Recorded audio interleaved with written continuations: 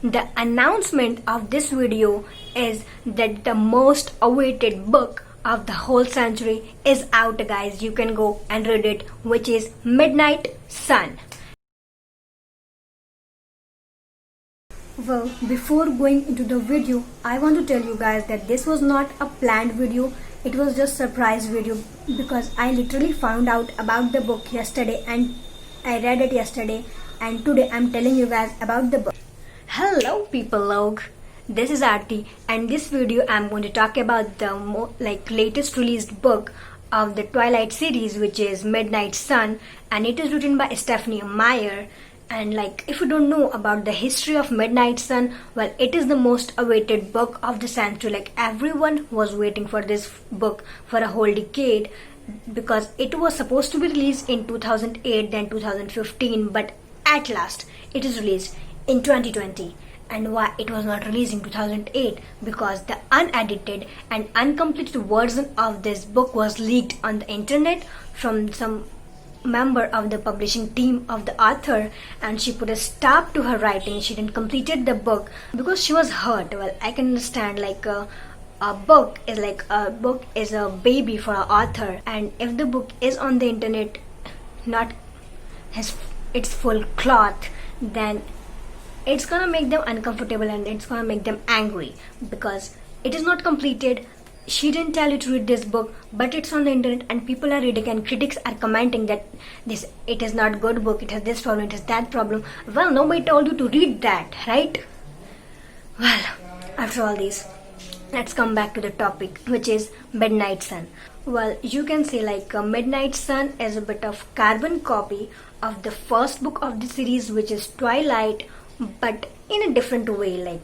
The Twilight was written from the point of view of Isabella Swan, and Midnight Sun is written from the point of view of Edward Cullen. And there's some people out there who don't know about the story of Twilight. So in summary, the story of Twilight is that the main female character of this book, which is Isabella Swan, decides to live with her father, Charlie, in the town called Fox, where the whole population of the town is something like 3,000. And what she doesn't know is that a vampire family also resides there, which is actually a vegetarian, right? A vampire vegetarian, well, whatever. And she's attracted to the kid of that group. She's attracted to the smallest kid of the family, who is Edward Cullen, on a first meet. But what Edward does, guys, he makes Bella feel like shit for a whole lot of time, but after that he falls in love with her. Well, why? Because he can't control it. It's not is in control to stop himself from falling in love with Bella, and he falls in love with her. And Bella also finds out that her chuddy buddy with Jacob Black is a big bad werewolf. And the climax of the story was Bella was saved by Cullen family from being a tasty snack of a not so vegetarian vampire James. So this was the summary of the Twilight in my way. And after all this history, let's come back to the present, which is Midnight Sun. Well, in this book, the permanent character you're gonna see is Edward Cullen, because this whole book is actually Edward Cullen's head, but not literally. You're not literally gonna enter there, but you're gonna read the flowing thoughts of his head. And you're also gonna see some interaction between Cullen family. We all knew that they were a tight-knit group, but there was not much story of their a family in the Twilight version of this book. But in Midnight Sun, you're gonna see some fantastic interaction among them, and you're gonna see that they are a perfect family actually, because Carlisle is still the head of the family, and Esme, who still hasn't found out a single thing to do in the house, is still the heart of the family. But whatever, no toss, no foul, right? And are you gonna surprised by the thoughts of Edward Cullen? Well, definitely, because everyone thought he was a simple guy. He just what he thinks, he says, and he does. But that's not how things happen. The most surprising thing in this book is how Edward explained his stalking tendency, because he stalked Bella. He says that he's better than Mike Newton if Mike would have stalked Bella, like they would have been lived with thoughts going from his head, but those kind of thoughts are not going from Edward's heads, so it's alright to stalk her.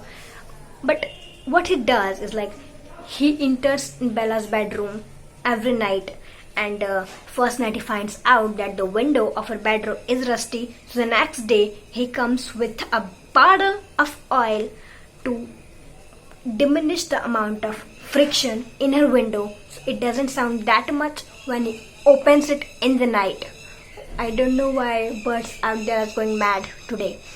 And after doing all these, like, this not enough, like stalking her in night and spending the whole night in Bella's bedroom is still not enough for Edward Cullen. So what he does, like he spies on her the whole freaking day. Like the whole day Bella is in his school, he's spying on her, but well, he can't go in her head. So what he does, like he goes in the head of everyone else around her. With everyone Bella talks, and he stays in their head so he can keep an eye on Bella. Why? Because he has to protect her. Because Bella doesn't have a guardian angel, and he has to be the vampire guardian of Bella because he loves her, and she's a different girl from in this town, and she is pretty but not beautiful because her face is not symmetrical. But still he falls in love with her, and he says that he's better than stalking Tom because he's doing all this thing just to protect Bella. Like, can you guys tell me that is there only one way to protect someone, and it is to stalk them? Like, no, there are tons of different ways out there, but the best way what I would find out is to stalk her. But a good result comes from all this stalking also, because Edward was able to save Bella's life on her girl's day, which she's spending alone in some dark valley. And the most surprising thing of the whole story is that the vampire who can't sleep, like you can see this insomnia because his body doesn't need sleep, can actually sleep in his high school because he says that his high school is purgatory and the best place to sleep is apparently his high school. And clap for that, because the guy with insomnia can actually sleep in high school. So hooray! School can actually do something for this vampire, right?